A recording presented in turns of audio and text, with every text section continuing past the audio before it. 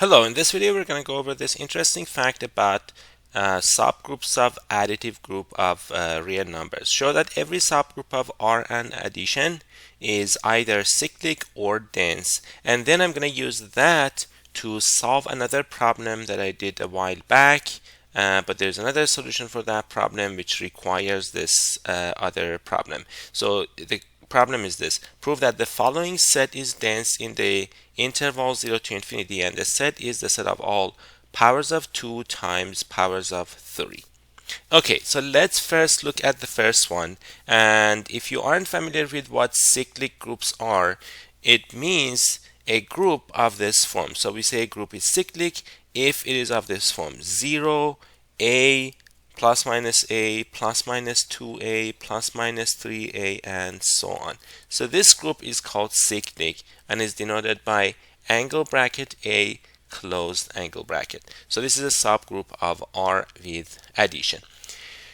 So the proof of this one is not very difficult, and the idea is if there is a smallest element in this set, smallest positive element in this set, in this subgroup, then it would be cyclic. Because how do you find the generator of a cyclic group in R addition? You find the smallest positive element in that subgroup. Okay, so let's get started. So let G be a subgroup of R along with addition. So first of all, there is going to be some positive element in G unless everything in G is just 0. So if G is in G, then because it's a subgroup, negative G is also in G, because it would have to have additive inverse. So negative G is also in G. So therefore, there's got to be something in G that is positive. So unless G is just the singleton 0, which is generated by 0, G contains a positive real number. Because again, when something is in G, negative of that is also in G. So now, there are two possibilities. The first case is if there's the smallest positive element in G. So let A in G be the smallest positive element of G. So I'm assuming that there's a smallest element of G. We will show that in fact G is generated by that smallest element. We will show G is generated by A. Okay, first of all, the subgroup generated by A is inside G because A is in G. So since A is in G, the subgroup generated by A is inside G. Now let's take something in G, and then we're going to have to show that it's a multiple of A. So let B be in G. We will show that B is NA for some N in Z. Okay, so let's assume for now that B is positive, and if B is negative, we'll just negate it and we repeat the same argument. So suppose B is positive, because if B is 0, B is going to be 0 times A. If B is negative, it would be negative N times A. So we'll take care of the case when B is positive. So if B is NA, then we are done. So on the contrary, assume that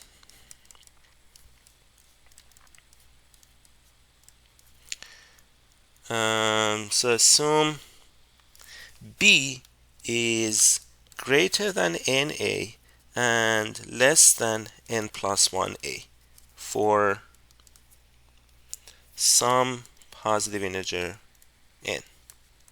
Now we know that NA is in G, and we also know that B is in G. So that tells us that B minus NA is also in G because G is closed under subtraction. However, if you look at B minus NA, it is positive and it is less than A from here. And this is a contradiction because A was the smallest positive element in G. So that's a contraction. And that means B must be NA for some N positive integer. Okay, so that takes care of the case when B is positive. If B is negative, then we'll just repeat the same argument. So if B is negative, then negative B is in G and negative B is positive. So by the same argument, negative B will have to be N times A for some positive integer N. And that tells us that B is negative N A. And that's exactly what we wanted. And of course, B equals 0. If B is 0, then B is 0 times A. So that tells us that, in fact, G is cyclic. G is generated by the smallest element in G. So that was the first case. Case 2 is when there is no smallest positive element in G. So G contains no smallest positive element. Okay, if that's the case, we will show that G is dense. We will show G is dense. So the first thing we are going to show is that there is always going to be elements in G that are very small, that are close to 0. So that's the first thing we're going to show. So we will show that for every epsilon positive, there is an element G in G such that G is less than epsilon, and the assumption is that G does not have a smallest element. So either G positive elements in G have an infimum that is not in G, or this would actually be kind of automatically obtained. So let's assume that's not the case. So assume this is not the case. So what does that mean? It means there is some epsilon. So there is some epsilon positive such that if you look at the interval from 0 to epsilon and take the intersection of that with G, that is empty. So there is nothing from 0 to epsilon. So we're going to get a contradiction. So how can we do that? We know that the elements in G are all positive elements in G are all going to be more than epsilon. So there is going to be some infimum in that set. So let perhaps A be the infimum of G intersection with 0 to infinity. And this is excluding 0. Now we know that the infimum is at least epsilon. So now we're going to show that this in fact tells us that G must be cyclic. So let A be the infimum of G intersection with that. We will show that A must be in G. So note that A is at least epsilon, because we know that there's nothing between 0 and epsilon that is in G. Okay, so we're going to show that A is the infimum. We're going to show that A is in fact in G. If A were not in G, so if A were not in G, then since A is the infimum, then there would be some element in G such that B is more than A and less than A minus epsilon. And there would be some other element, maybe C in G, such that C were less than B and more than A. Because again, A is not in G and A is the infimum. So A is the infimum means A is the largest lower bound. So there would be some B and C. But that tells us that if I look at C, that's less than b, that's less than a minus epsilon, and that's more than a. So that tells us b minus c is obviously positive because b is more than c, and it is less than epsilon because the distance between these two is epsilon. So what does that mean? It means we found something in G that is less than epsilon and more than 0. And this is a contradiction because we assumed that between 0 and epsilon there is no element of G. Okay, so that's the first thing. So we showed that there is an element of G in the interval from 0 to epsilon for every epsilon. Now if you take two random real numbers, you could basically shift it to 0 epsilon and then keep adding. So if r is less than s, these are real numbers, choose some G in G with G being less than s minus r and more than 0. So here's what we're doing here. So we have r is here, s is here. Let's for now assume that r and s are positive. If they are negative, we can just do the exact same argument. We can just negate our real numbers. So take something that is less than s minus r, take some G, and then take 2G, 3G, 5G, 7G, 10G, something at some point it will have to hit this one. So if you look at NG that is less than R and N plus 1G that is more than R, then N plus 1G would have to be less than S, because if you look at N plus 1G, that would be less than R plus G. But we know that G is less than S minus R, so this would be less than S. So this tells us that N plus 1G is between R and S. And we also know that N plus 1G is in fact in G. So this means G is dense in R along with addition.